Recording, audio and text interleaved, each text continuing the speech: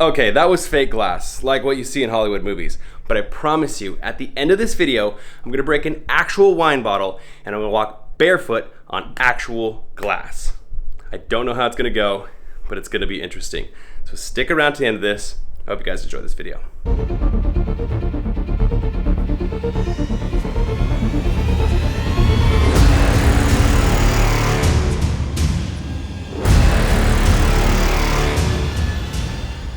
Okay, number one question I get about being barefoot, does it hurt?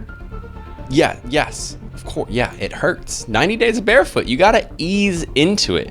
Let's go through my progress week by week, and then afterwards we'll go into the most common questions that I get.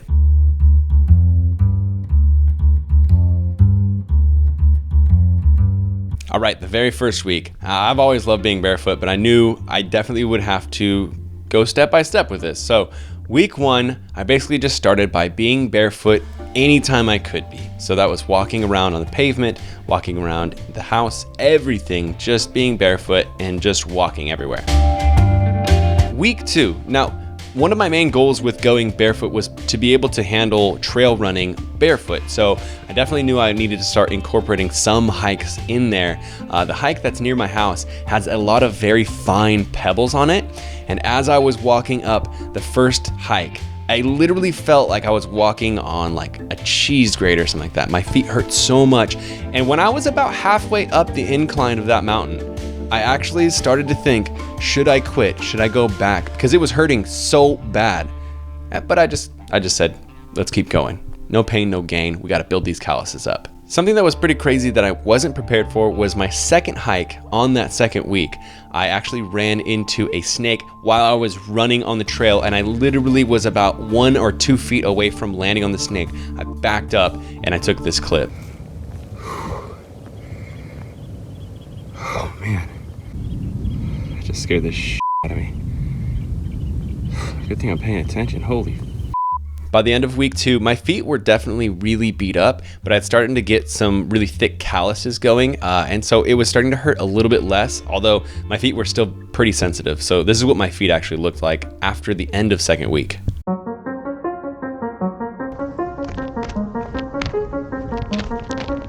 All right, now we're fast forwarding 2 more weeks. So this is week 4. Now I've done maybe 8 or 9 hikes. My feet are definitely starting to get a lot stronger. The calluses have gotten thicker, and I knew that that was really the goal. I just needed to get really thick calluses. At this point, it was actually pretty cool because I was able to start running down the mountain, and the mountain has a lot of jagged rocks, a lot of really sharp little pebbles, and so if I had tried that earlier, then it really would have hurt because my feet were so sensitive. But at this point, even when I landed on sharp rocks, it was totally fine. It was actually a point where I was literally jumping on rocks just to see if it would hurt. My feet were perfectly fine. Now, because I was hiking so much, and also because I kept a lot of my weight on the front of my feet, I was starting to develop some blisters.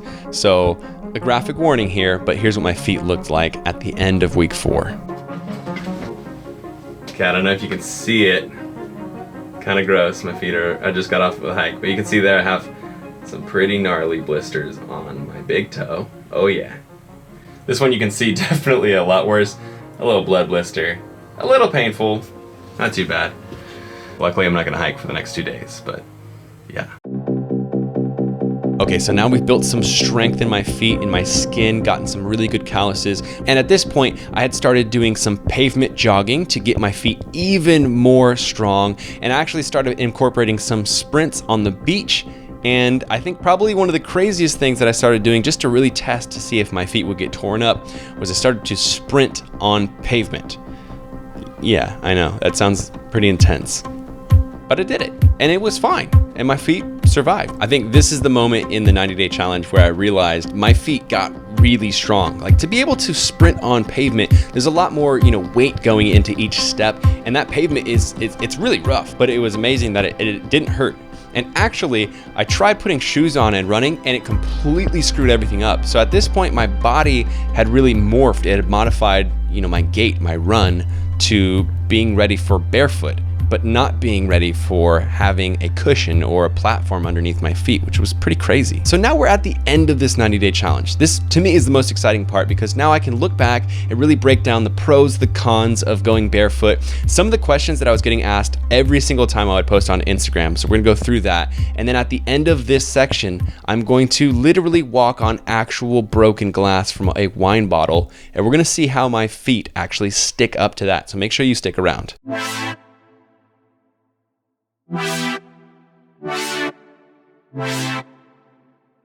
How do I get started? I literally walk outside barefoot and it hurts, and I just don't know how to even, do step by step. So my answer every single time, if you are trying to get into barefooting, is just try going barefoot as much as possible inside of your house, and then slowly transition to doing very short walks outside.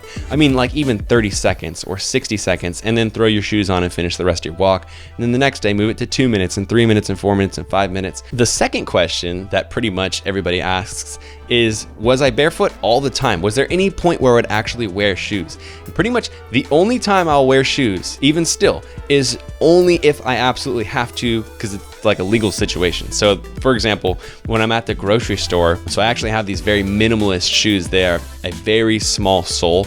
I think they're called Vivo shoes. And for me, that's the closest I can get to barefoot. So there's no cushioning or anything like that. Even when I'm at the gym, I try to be barefoot as much as possible. So when I'm lifting, I'm just doing it in socks, which is basically barefoot. So when I'm squatting and stuff like that, doing lunges, I'm barefoot. And then even when I'm using the cardio machines, when I'm doing jogs or sprints, I'm still barefoot, just wearing socks. The crazy thing is I got so used to being barefoot that I didn't actually even think of going barefoot. I just naturally did it. And recently I just did a big move where we packed up everything in our house and moved it out. And my friend pointed out to me after the move that I did the entire thing barefoot. It was 12 hours of moving. And we even moved some big major things like this 250-pound fridge, which was probably a little dangerous to do barefoot. Thank God that fridge didn't land on my foot, because that would have been bad news. But crazy. Barefoot the whole time. The other question that everybody wants to know are, what's the pros and cons of it? Really, most people just want to know, why are you doing this barefoot thing? One, I like a good challenge. Two, I've always really enjoyed, I always kind of have leaned being more barefoot. And this was just kind of a way to directly do it, and it was really fun. But I would say that the main pros of this are that when you are barefoot, you don't have any cushioning under your foot from the shoe, so you naturally don't heel strike. Because if you're walking or running and you're just smashing your heel bone into the ground, you feel it immediately. And so you start naturally shifting your weight to the front of your feet, the front balls of your feet, which is how you actually should be running and walking. It's much healthier for you, and it ends up actually using your muscles, your gait more properly, which is a really good thing. What really ended up happening for me, and really what happens for a lot of people, is that you'll start seeing where your imbalances are, like how you are putting your weight in the wrong part of your foot, maybe the outside of your foot, or how your knees are not lining up correctly, and you'll start fixing your posture imbalances, and you'll start walking more correctly, which then will start helping any sort of pains that you have. If you have like some knee pains or you have some hip pains from being a slightly imbalanced runner or walker, you'll start immediately feeling that you're firing the wrong parts of your body, and you'll start correcting those. And a lot of times, like for me, I definitely almost immediately within the first couple weeks saw an improvement in my knee pain, which was pretty sweet. But the other major pro, but there's something called grounding that a lot of people go barefoot in the grass, and they say that basically you ground the electrons out of your body by being barefoot and having skin to earth contact. And that can be really, really good for just how you overall feel, how your energy is. There's like all these different benefits. You can actually look it up. It's called barefoot grounding. It's this whole area of why people go barefoot. Were there any cons? I don't think so. Not really. And the last question, before we smash a wine bottle and walk on this glass, will I continue going barefoot after this challenge? And for me, that's a hell yeah. I'm gonna do the exact same thing. I'm gonna continue running trail hikes barefoot. I'm gonna continue running on the pavement, jogging. I'm gonna continue doing sprints on the beach barefoot. Being barefoot to me is the most natural feeling thing. I now put a shoe on that has padding, and I feel all sorts of wonky. My body feels tight in certain areas. It just feels wrong. And so for me, this challenge has actually exposed me to the fact that not only only do I like barefoot, I love barefoot, and I need to be barefoot as much as possible. And it's kind of made me a barefoot advocate. Like, I'm not gonna push it on you and force you to go barefoot, but I highly recommend that you incorporate as much barefoot time as you possibly can. And if you can push it to the point like me, where you're exercising barefoot, I think you will see massive benefits from it. All right, as strong as my feet have gotten, I am actually a little bit terrified about what's to come. Walking on actual glass, this could be bad. I'm going to Vegas next week, and if I cut my foot, it would be really bad timing. But I said I would do it, so we're gonna do it. Let's go outside, break this wine glass, and walk barefoot on some glass. Here we go. I wanted to open it in front of you guys so you can see that it really is glass.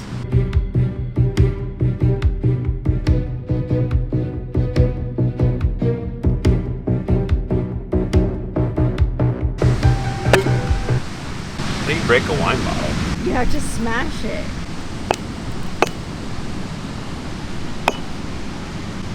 Dude, what the f? Oh, there you go. There we go.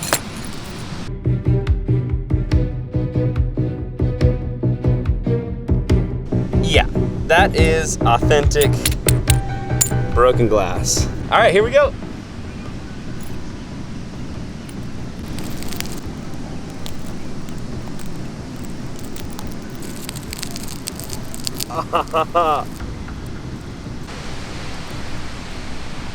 It's definitely sharp.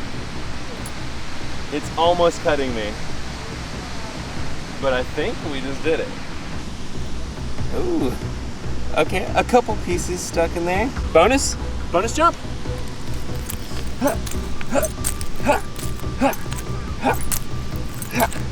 Yeah. Sprinted on pavement, walked on glass.